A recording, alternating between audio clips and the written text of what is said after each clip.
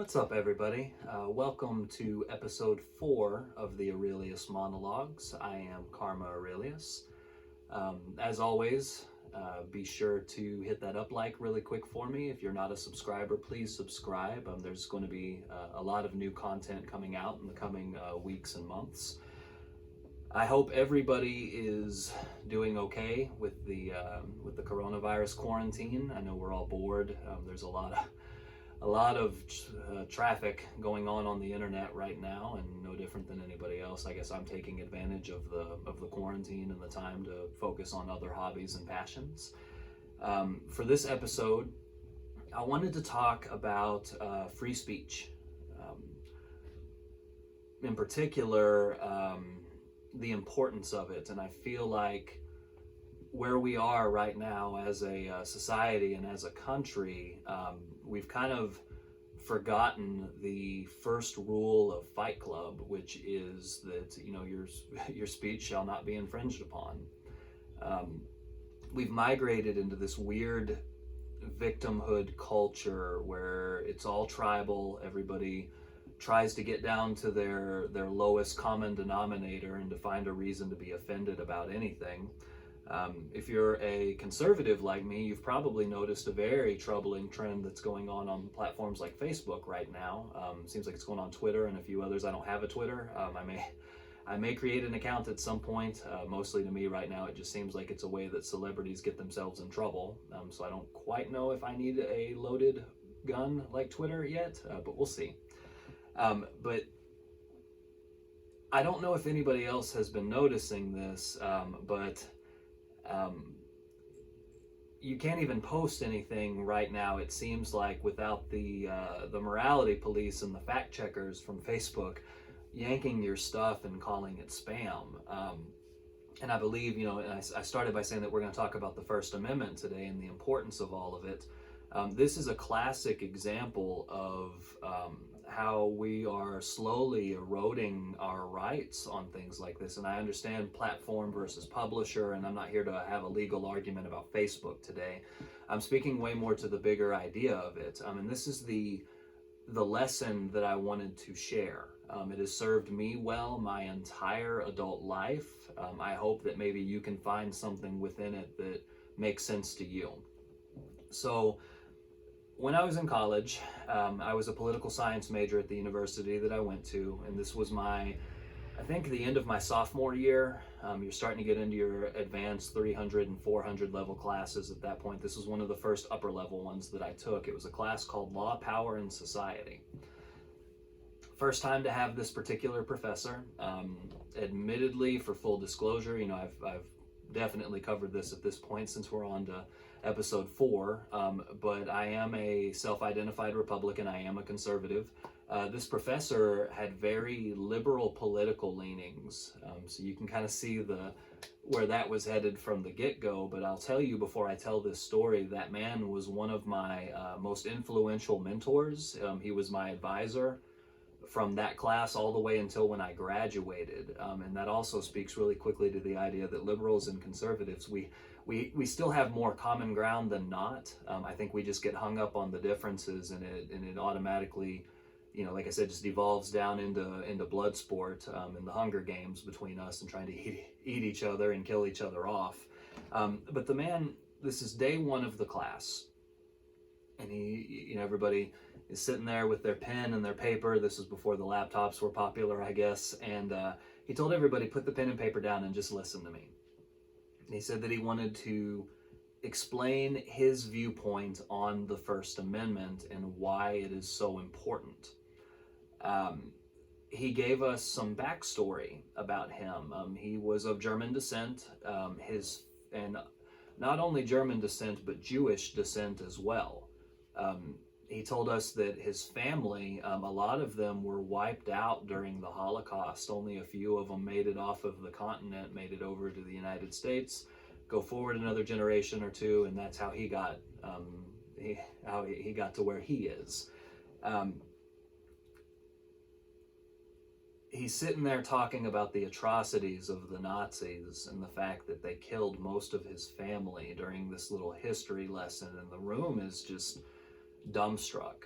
Nobody knows what to say. And then he pivoted on us and he said, can you imagine what it would be like if the Nazis wanted to have a rally here at the public square where the university was? And it's really crazy. You think about this for a minute, that we were talking about Nazis rallying and all of that as some sort of a hypothetical 15 years ago, and here we are. I mean, we're, a lot of the, history repeats itself. It's on a loop. A lot of the fascist behavior that we see, whether it be from the left or the right, it's on the rise again. There's no doubting that. I mean, there's violence in the streets. You can't publicly organize without it just devolving into some sort of bloodshed.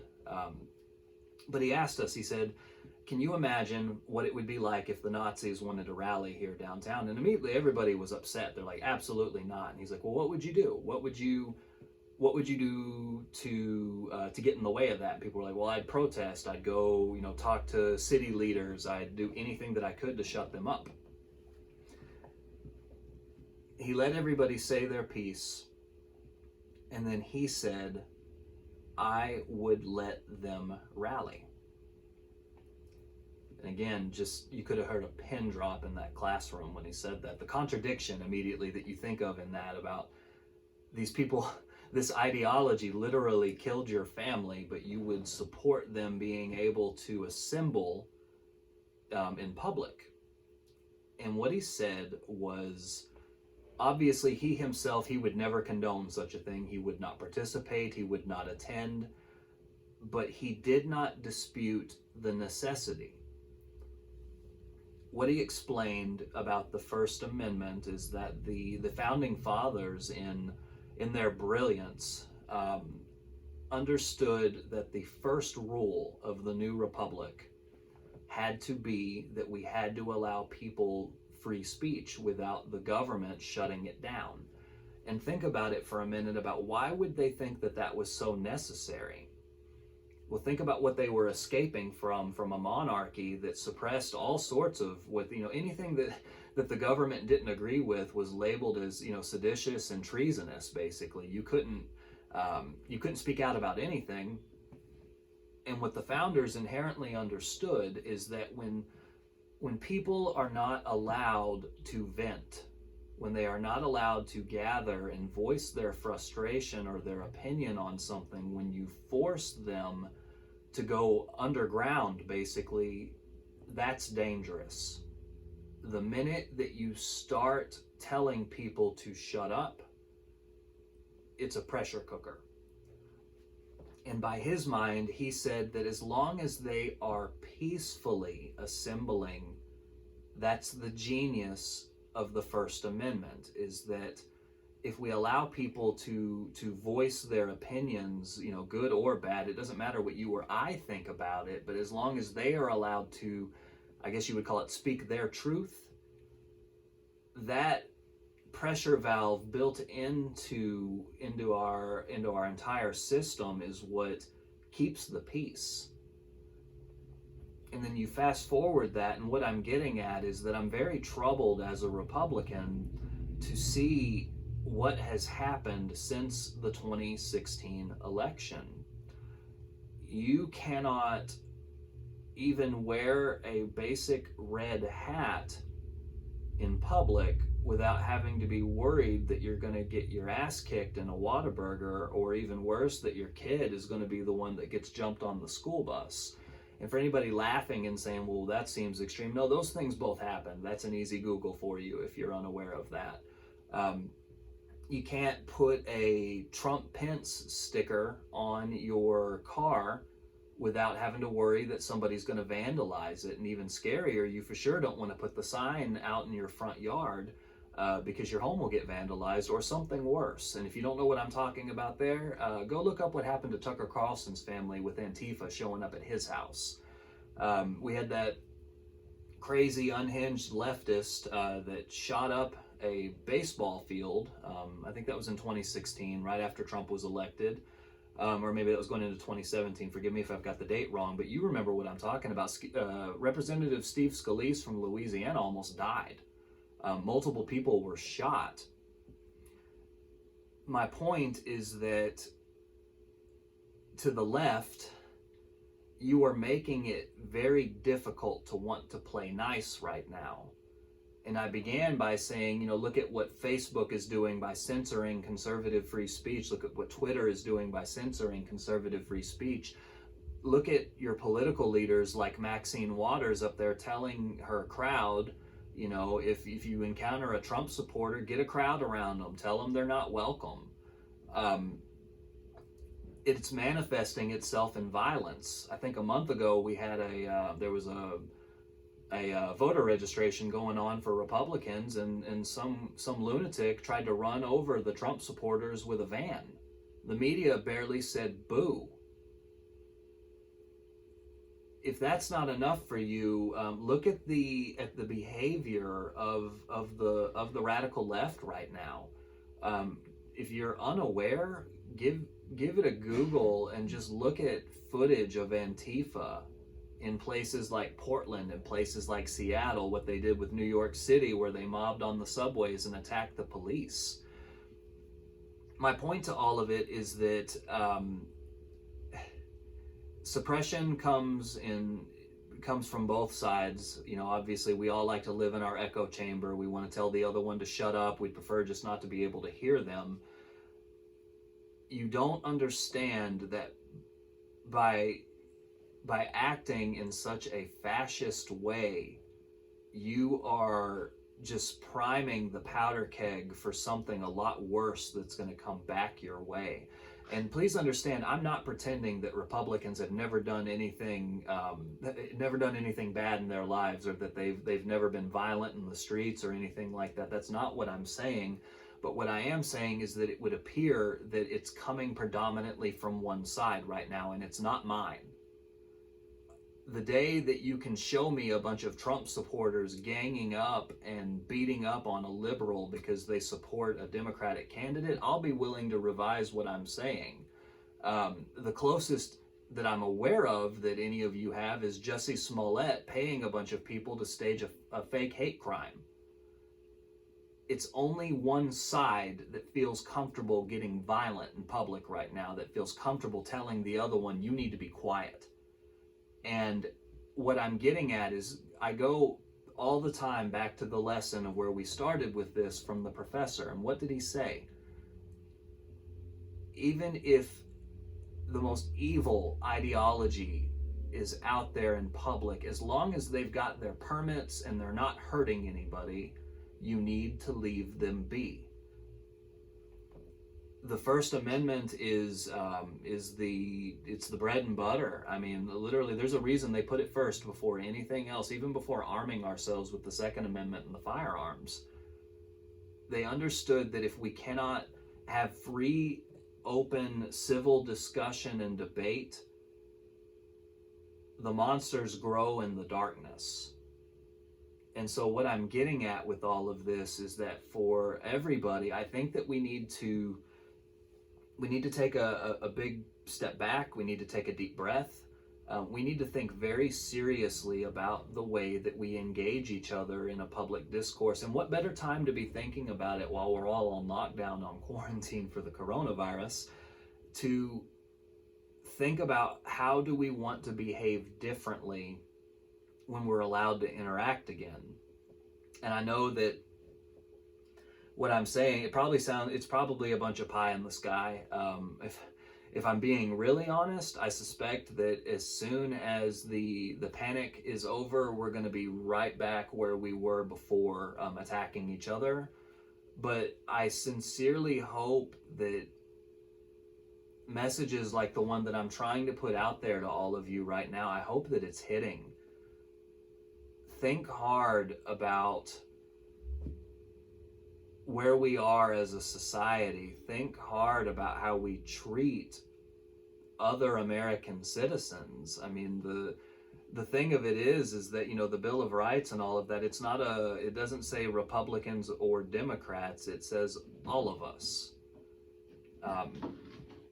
And so again, I wanted to share that thought with all of you, that we need to have a serious conversation about what we can have a conversation about again. I think that if we're trying to find teachable moments and things that we could be working on in terms of self-improvement as a country, this would be a big one.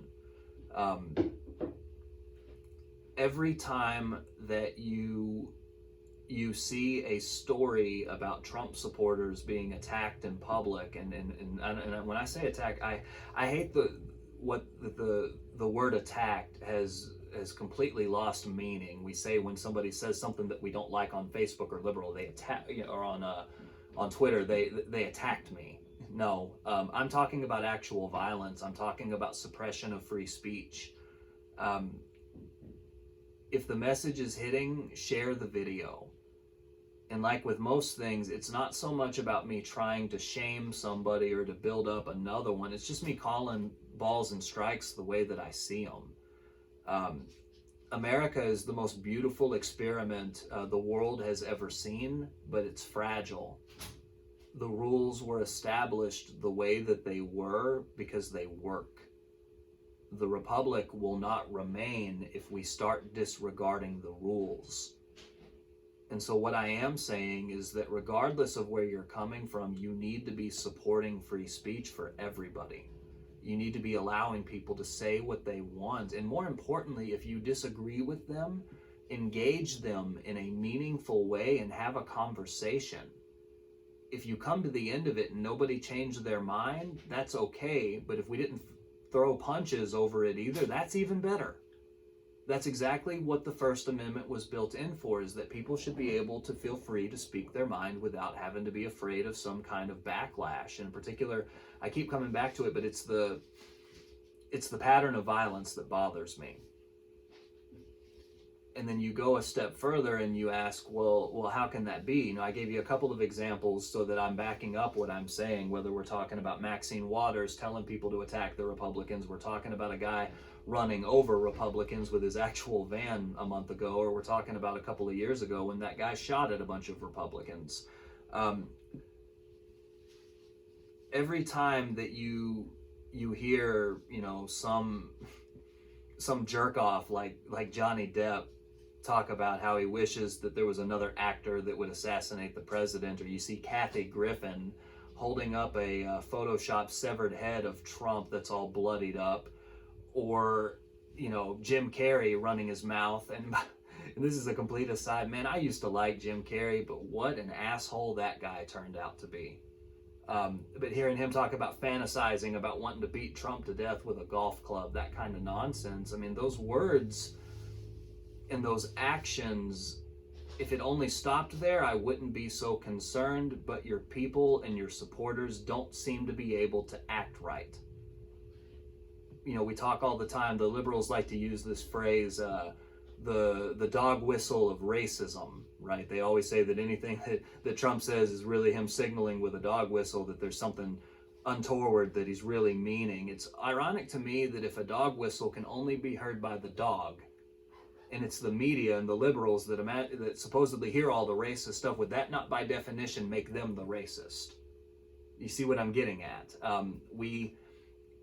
We've become so partisan that we invalidate the other side's point of view because we just can't stand the idea that they'd be allowed to breathe the same oxygen and be able to speak their words. We're better than that. We can get through this. But what I am saying, again, and I'll just say this one last time, and I'll try to cut the video short on this one, just think about double standards. Why not use this time while we are in isolation to think really hard about how we communicate with each other when we are allowed to interact in society en masse again?